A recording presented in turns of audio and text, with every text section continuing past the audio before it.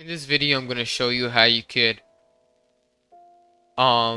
create code using ChatGPT 5, and not only that, very advanced code.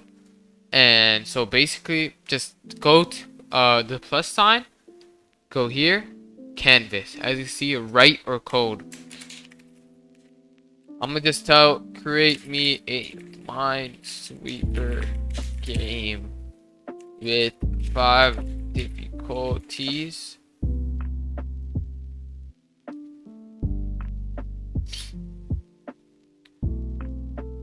Boom. As you can see, it's creating it. It's coding for me. I don't even have to do nothing. Probably gonna take a while. It's very long too.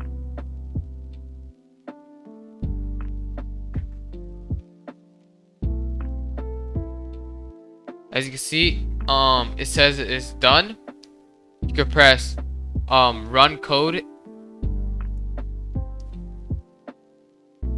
Press allow selected. As you see, it's done creating the Minesweeper game. It may not be that perfect. As you can see, there's like a lot of spaces in between. I could just tell it to fix the spaces in between the boxes.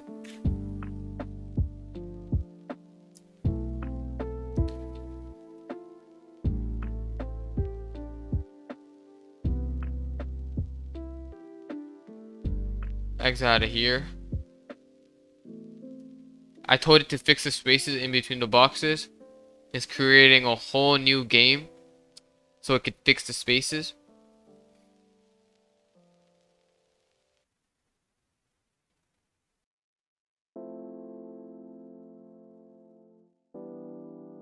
Boom. As you can see, it finished. Run. There's no spaces in between the boxes. Restart. There's 5 difficulties, like I said. Expert. Now there's a lot of mines. And yeah, that's basically it for this video. There's also a lot of other stuff you could do.